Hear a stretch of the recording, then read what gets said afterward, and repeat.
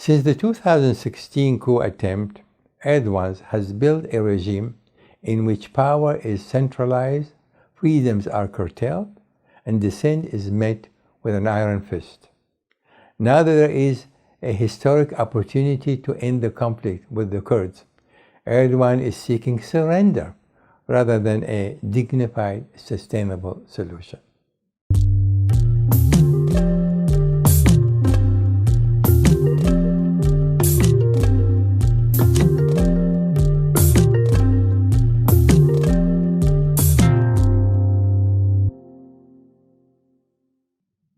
Nearly a decade after Turkey's failed coup attempt of July 2016, the political landscape of the country has been transformed beyond recognition.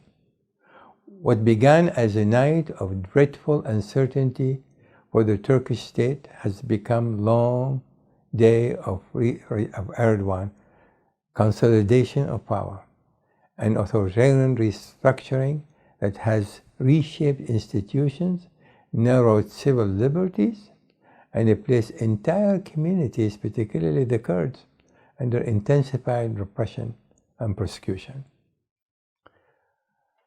The persecution of the Kurds.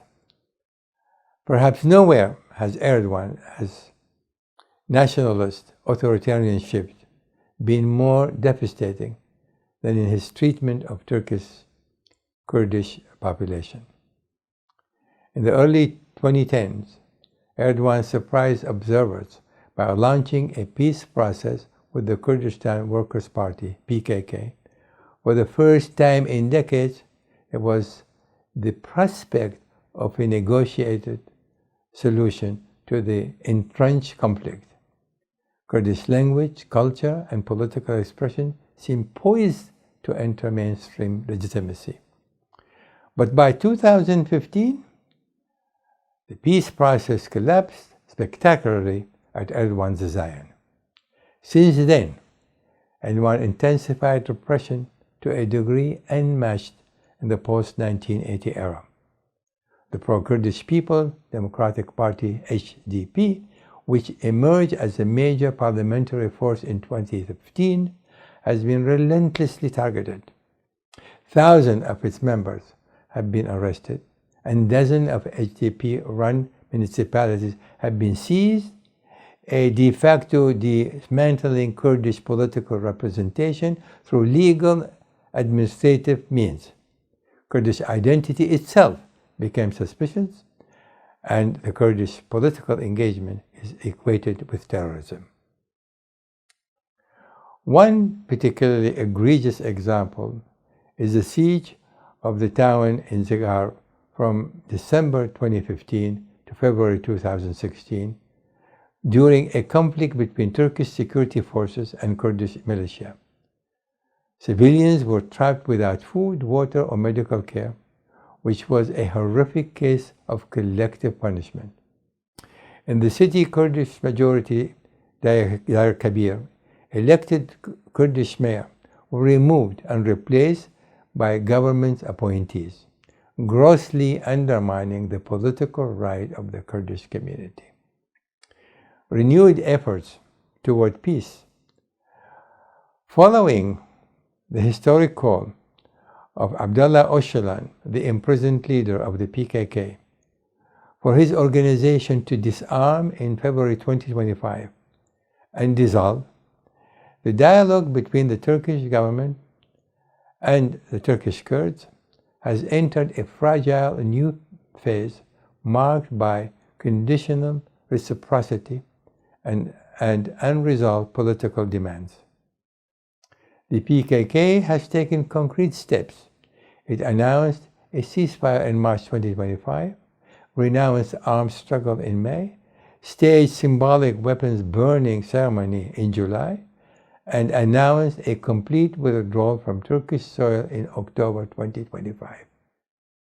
However, senior PKK commanders now state that they have fulfilled all measures set by Öcalan and will take no further action until Ankara reciprocates first.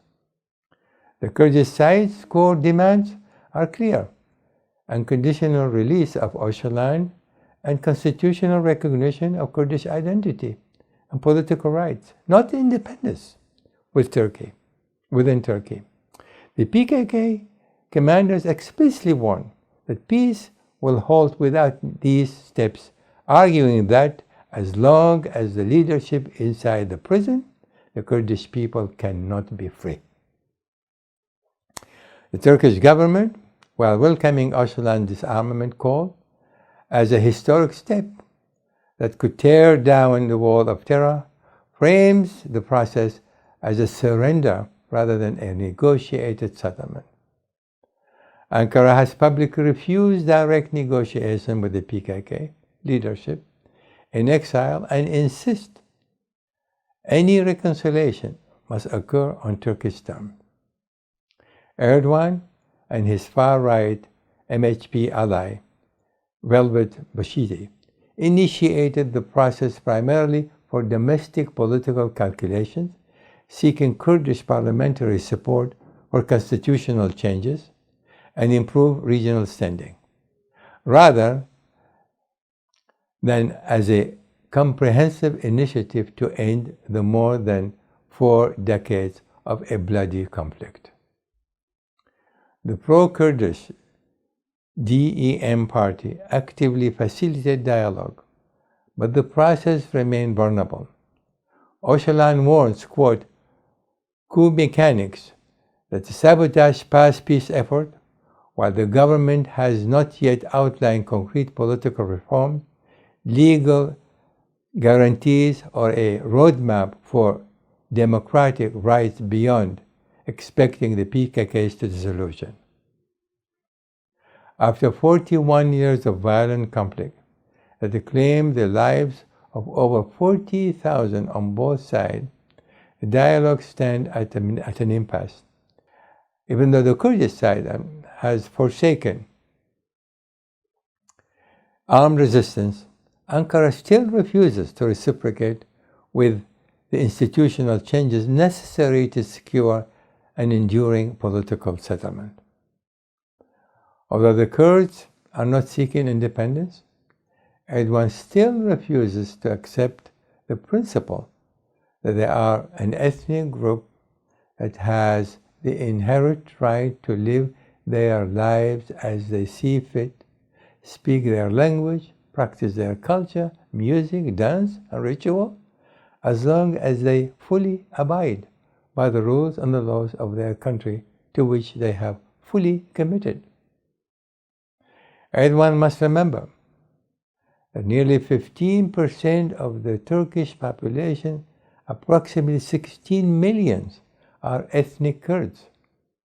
They will never rest until their human and ethnic rights are recognized.